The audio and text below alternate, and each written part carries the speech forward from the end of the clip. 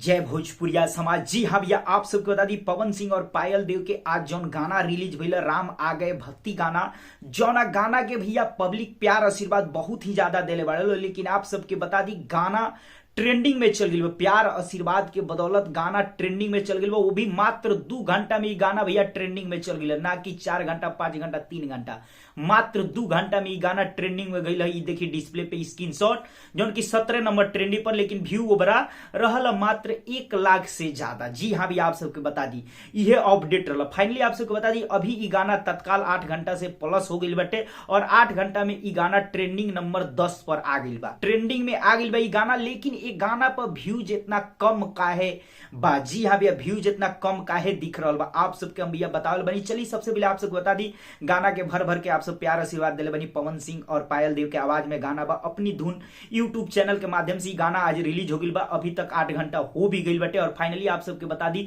गाना 2 घंटा में ही ट्रेंडिंग में गई है। यह पावर स्टार पवन सिंह के पावर जो कि 2 घंटा में ट्रेंडिंग में।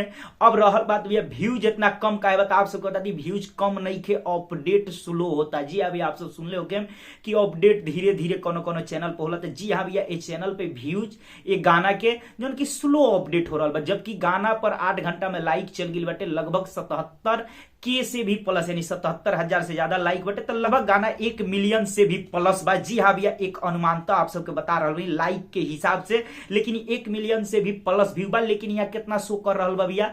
4 लाख से प्लस, मात्र 8 घंटा में 4 ही लाख, जबकि 1 मिलियन से भी पार बा। तो व्यूज जा रहा बा, अपडेट स्लो बाटे।